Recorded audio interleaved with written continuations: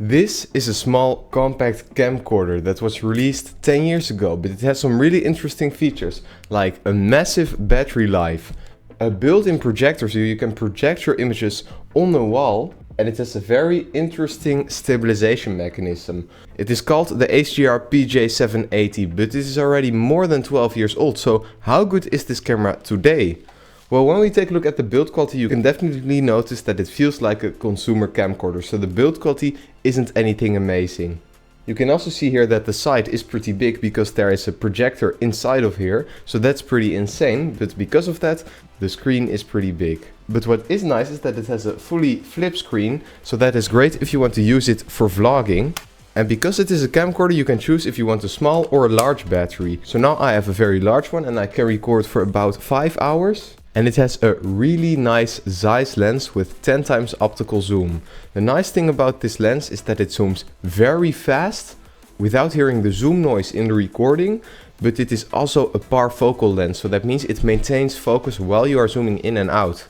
So you are able to get some very interesting shots using this lens. But when we take a look at the actual video quality, well, it looks decent and it won't be anything amazing. So it looks pretty sharp, but it is still older technology, so it's shooting in AVC HD, which isn't the best codec, it's already pretty old. And the sensor is also not that big, so you won't be able to get a nice background blur, only a little bit of a background blur. But that doesn't mean that the image quality is bad, it still looks pretty decent, but a smartphone can also take good videos. So here's a quick video test using the Sony HDR PJ780 in fully automatic mode and using the internal microphone. So this is a quick test on how the video looks and how the audio sounds. The camera also has a flip screen, which means you are able to see yourself, and it can shoot up to 1080p 60 fps. And because the sensor is small, you can see there isn't a lot of background blur, and it's also not great in the dynamic range, so a lot of things will overexpose really quickly. But what is nice is that you have a large and fast zoom, so you can really quickly zoom in and also really quickly zoom out. And what's also nice is that when you zoom in, you don't have a loud zoom noise. So on a lot of other cameras you would hear a lot of zoom noise, but on this one you don't have that issue, and you can also get a slow zoom if you would like to. But it also has the ability for a very fast zoom, so it's nice that you have a lot of flexibility. And here's a quick stabilization test in the active mode. So as you can see, there will be a little bit of a shake also in the roll axis, so it won't be like a gimbal. But it's also not bad, so you won't see a crazy amount of shake. So it will be able to get the image very stable, even if you zoom in a lot.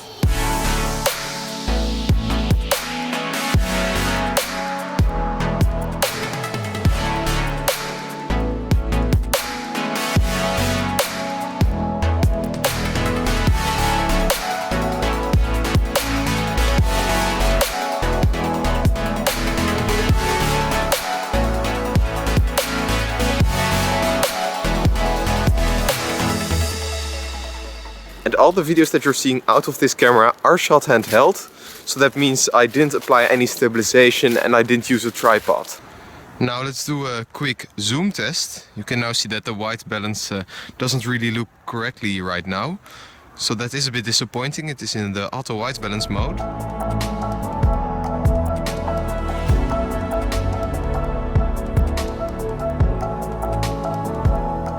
So this is the full optical zoom, and this is all the way zoomed out.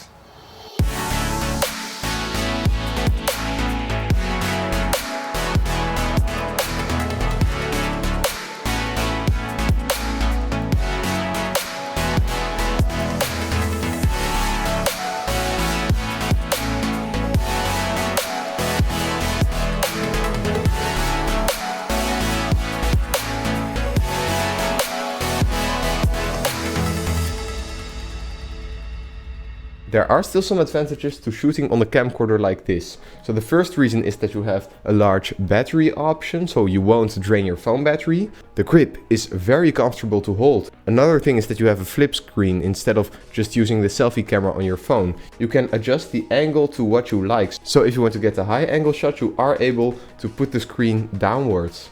the zoom is nice and smooth, so you can get a nice slow zoom or a really fast zoom to quickly film something. And that is really interesting because most camcorders I've used have a very slow zoom, but I really like that this one is so fast. It gives a lot more creative possibilities.